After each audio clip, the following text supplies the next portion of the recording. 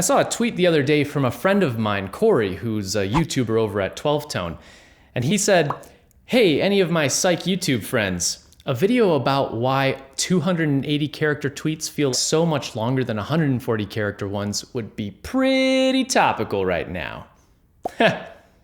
Interesting. So I thought of a response that used the full power of 280 characters. It had arguments and counter-arguments and analogies and metaphors and onomatopoeia and anthropomorphism and a lot of other really long, complicated words. And after writing for a while, I ran out of energy because I couldn't fill all that space. So instead, I just responded with, "Genius!" And now here I am. Twitter just extended their message length so that now you can write up to 280 characters, which is still not a whole lot. So why does it feel like so much? Because Corey's right, I mean, it feels like a lot. Well, I racked my brain and tried to remember if there were any sort of similar kinds of distortion of perception. And the first thing that came to my mind was little kids. Let me explain. If you have 2 cups that are the same size and have the same amount of water, the kids will look at the levels and say, "Yep, those are even." But now, take the water and pour it into 2 different sized cups. Now the kids will say that the tall, skinny cup has more than the fat, short cup, even though they saw you pour the same amount of water into each. Has more water. This one has more water? Children who can't understand this have not yet developed the ability called conservation. Essentially, it's understanding that quantity stays the same even if it changes shape or size. So maybe it's a visual thing. In our case, these tweets are just being perceived as really long because we can see more characters on the screen. But hang on, I mean, the quantity of tweets has literally doubled.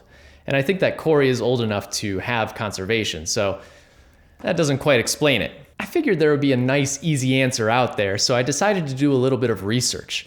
I looked for examples where a small increase might be perceived as significantly more.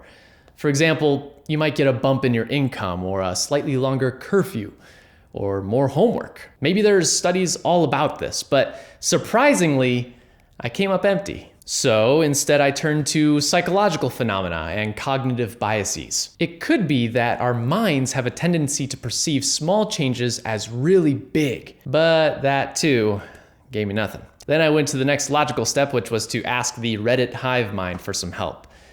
But I didn't get any answers there because my question probably wasn't interesting enough or good enough. And finally, I looked at psychological fallacies. And this is where I found some answers.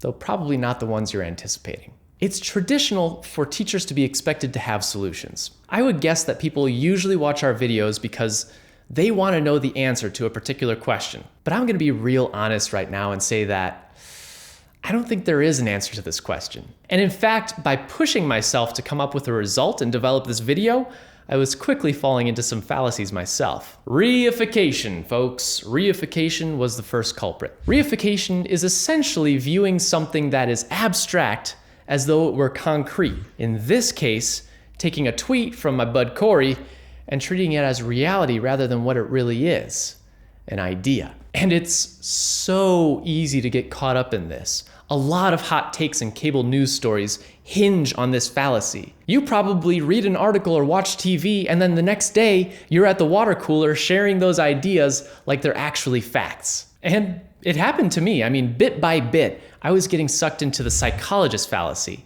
I essentially believed that Corey's subjective experience reflected the true nature of these tweets. Now, I could have fashioned together a pretty lousy excuse for why 280 characters seems so long. But in the end, I decided against it because you deserve better.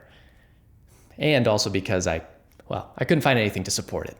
But who knows? I mean, I may have missed something. Maybe there is a good reason why 280 characters seems like a 10-page paper online. If you know something that I don't, please let me know down in the comments. Thank you so much for watching this video. If you liked it, please hit that thumbs up button and also subscribe.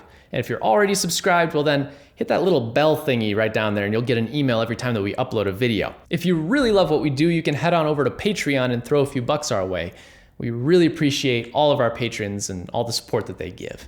You can also follow me on Twitter if you like infrequent and not very interesting tweets. And until next time, I'm Micah.